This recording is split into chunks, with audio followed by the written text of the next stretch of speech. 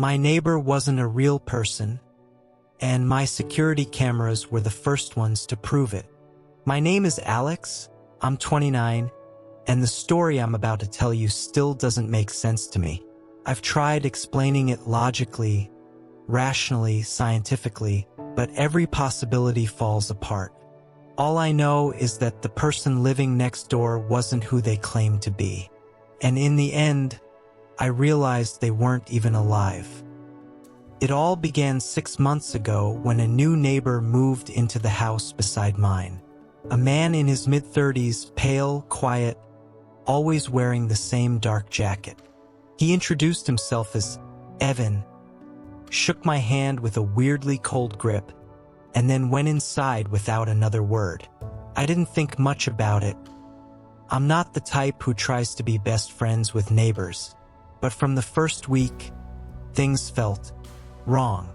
Evan never got any packages, no visitors, never took out trash. His car was always parked perfectly in the same spot, never crooked, never moved an inch. But sometimes at random hours, 3 a.m., 4:16 a.m., 2:47 a.m., I'd see a light flicker inside his house. Just one, like someone walking past a lamp quickly. But whenever I looked out the window, there was no movement. One night, I came home late from work and noticed something strange. Evan was standing in his backyard, completely still, staring up at the sky. No phone, no drink, no movement, just staring.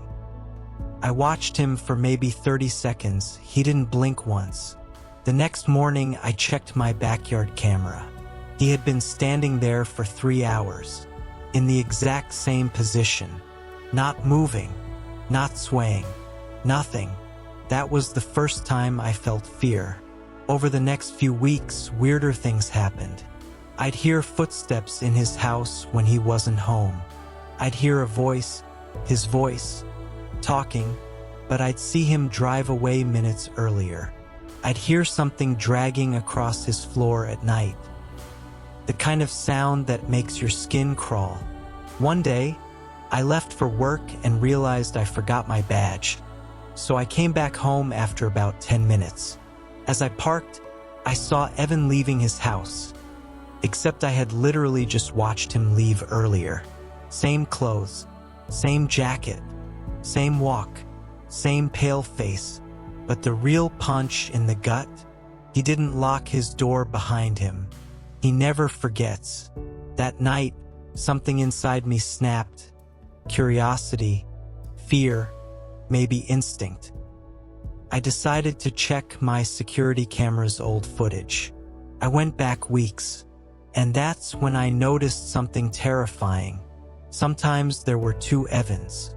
One leaving the house, one standing at the window, one walking outside, one sitting inside absolutely still. I thought it was a glitch, some weird double exposure. But the timestamps were clear. 2 identical men in 2 different rooms at the same time. My heart wouldn't stop pounding. I zoomed into one frame, the Evan in the window. His eyes looked wrong, too wide, too glassy. And when I brightened the footage, I saw it clearly. He wasn't breathing at all. Not a single chest movement. I didn't sleep that night. I kept staring at the screen like an idiot, hoping for a glitch, a shadow, anything.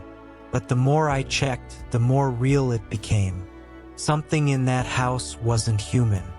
The next night, around 2:40 a.m., I heard a loud thud outside. I opened my cameras.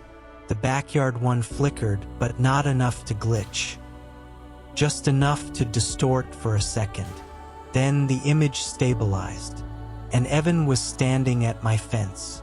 Still, silent, facing my camera directly, not blinking, not moving, just staring.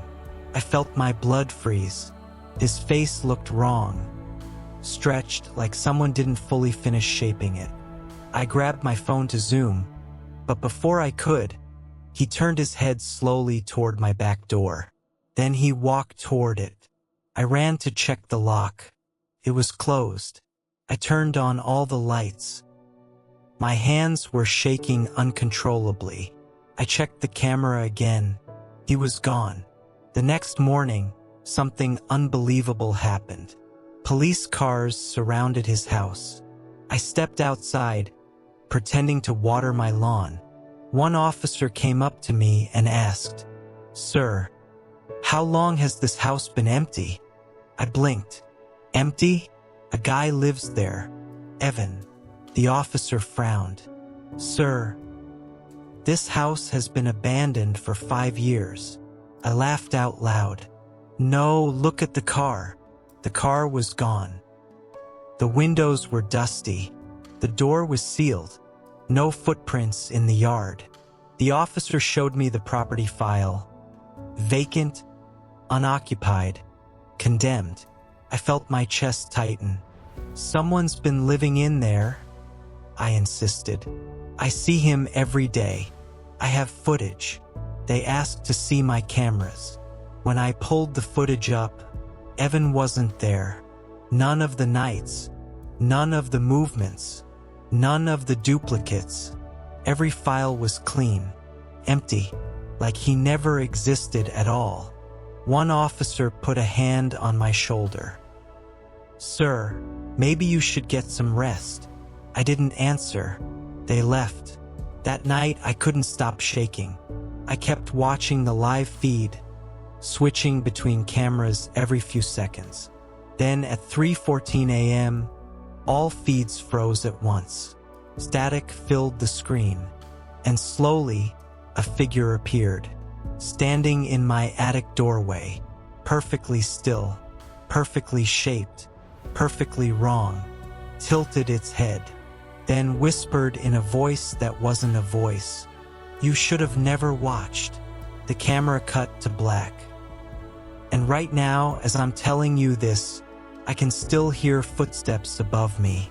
Slow, careful, familiar.